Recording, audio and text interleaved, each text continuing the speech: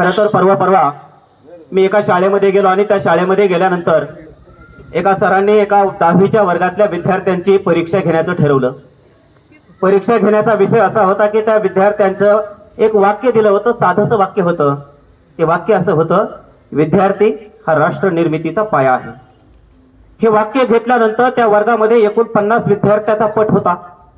50ची 50 विद्यार्थ्यांना त्या स्पर्धेमध्ये सहभाग घेतला आणि दुसऱ्या दिवशी ज्या वेळेला गुरुजींनी तो निकाल पाहिला तर त्या 50 विद्यार्थ्यांपैकी 49 विद्यार्थ्यांनी ते वाक्य विद्यार्थी हा राष्ट्र निर्मितीचा पाया आहे हे लिहून, आपल्याला माहिती आहे की कोणतंही वाक्य अर्थपूर्ण वाक्य झाल्याबरोबर त्याला पूर्ण विराम दिला जातो. 49 विद्यार्थ्यांनी वाक्य संपल्यानंतर पूर्ण विराम दिलं. पण त्यातला एका विद्यार्थी असा होता, त्या विद्यार्थ्यांना पूर्ण विरामाऐवजी प्रश्नचिन्ह दिलं. गुरुजींनी ज्या वेळेला तो निकाल घोषित केला त्यावेळेला वर्गात आल्यानंतर सांगितलं की 50 विद्यार्थ्यांपैकी 49 विद्यार्थ्यांनी वाक्य बरोबर लिहिलंय आणि एका विद्यार्थ्याचं चुकलंय. तो विद्यार्थी गुरुजींच्या पुढे उभा राहिला आणि त्याने सांगितलं, हो गुरुजी, ते वाक्य माझं चुकलंय.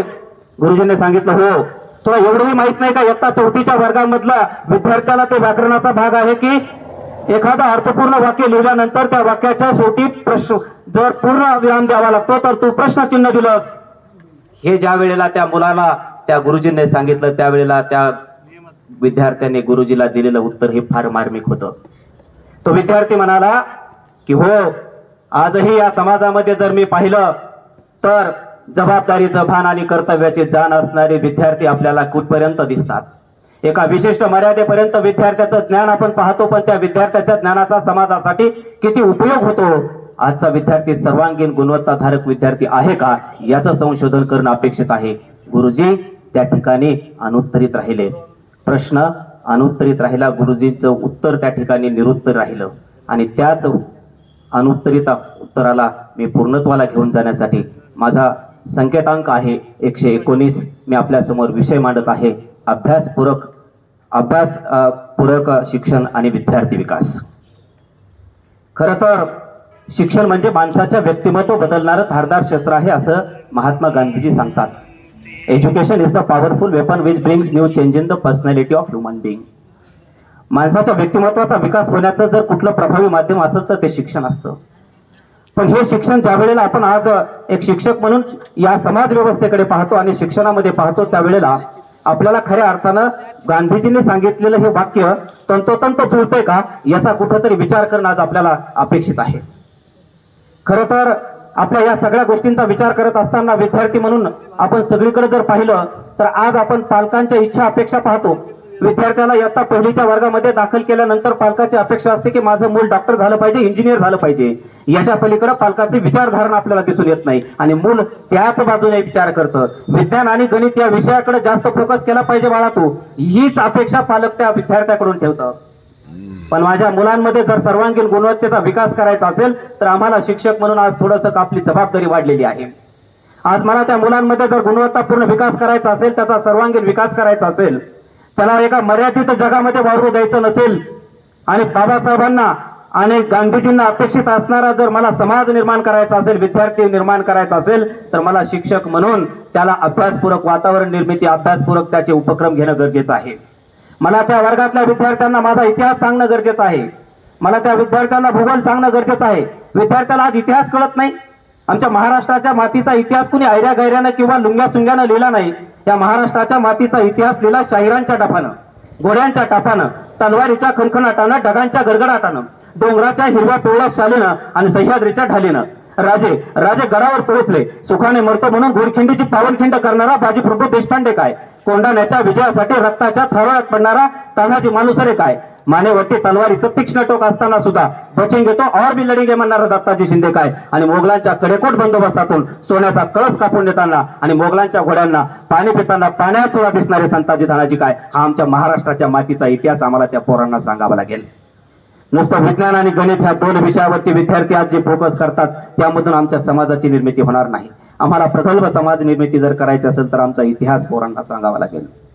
आज जर विद्यार्थ्यामध्ये जर हे गुण आपल्याला शालेय जीवनामध्ये देता आले तर खऱ्या अर्थाने तो विद्यार्थी सर्व गुण संपन्न होईल.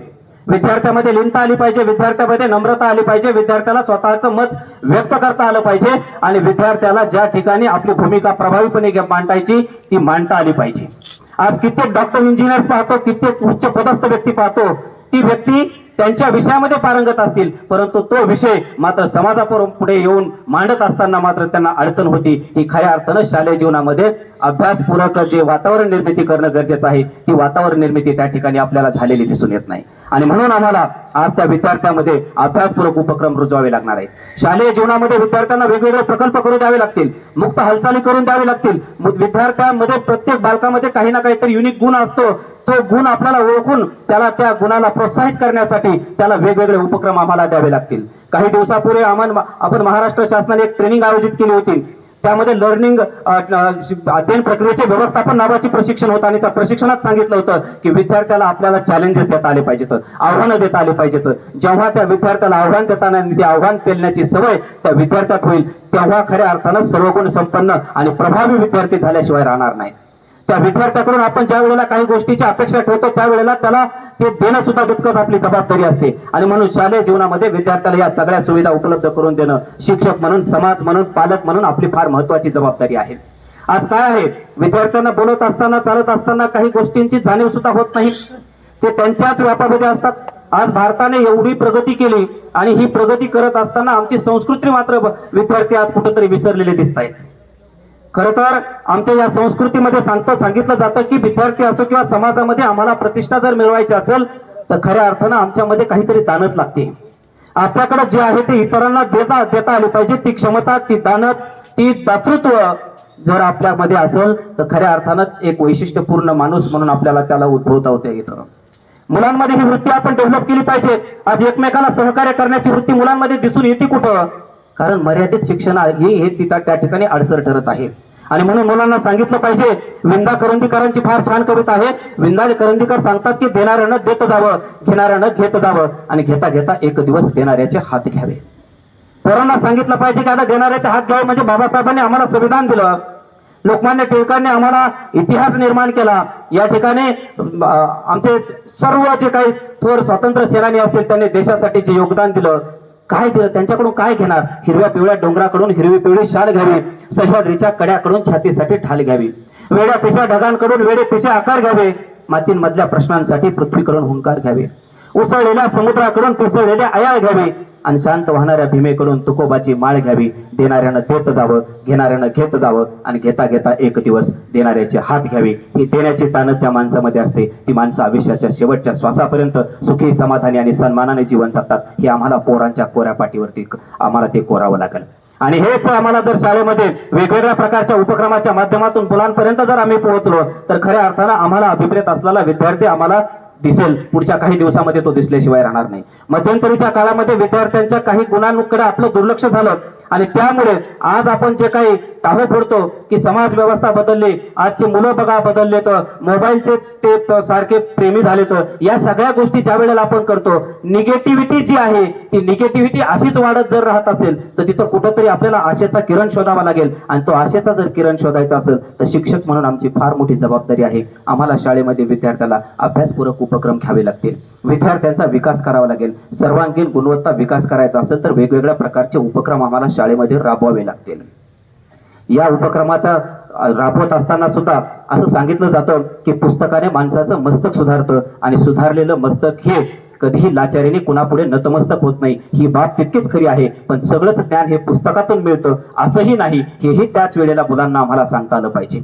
पुस्तकाच्या व्यतिरिक्त समाजामधून, पुस्तकाच्या व्यतिरिक्त शेतीमधून, पुस्तकाच्या व्यतिरिक्त भूगोलातून, इतर विषयामधून सुद्धा आम्हाला ज्ञान मिळवता येतं आणि हे ज्ञान मुलाच्या सर्वांगीण गुणवत्ता विकासासाठी महत्वाचं असतं. याची वेळोवेळी आम्हाला शिक्षक म्हणून विद्यार्थ्याच्या पुढची जाणीव निर्माण करून द्यावी लागेल. माणसाचा जन्म हा कशासाठी झालाय हे सगळं करत असताना प्राणीमात्रावरती आम्ही प्रेम केलं पाहिजे, हेही मुलांना सांगितलं पाहिजे.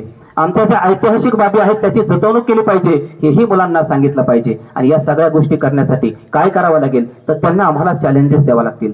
त्यांना आम्हाला चॅलेंजेस देणं म्हणजे काय तर वेगवेगळ्या प्रकारचे त्यांचे प्रकल्प घ्यावे लागतील. त्या प्रकल्पाच्या माध्यमातून विद्यार्थ्यांचा विकास करावा लागेल. आणि खऱ्या अर्थानं जो विद्यार्थी आम्हाला समाजाकडून अपेक्षित आहे तो विद्यार्थी या ठिकाणी निर्माण झाल्याशिवाय राहणार नाही. ही भावना विद्यार्थ्यांमध्ये निर्माण करण्यासाठी शिक्षक म्हणून आम्हाला एक चांगल्या प्रकारचा रोल प्ले करावा लागेल.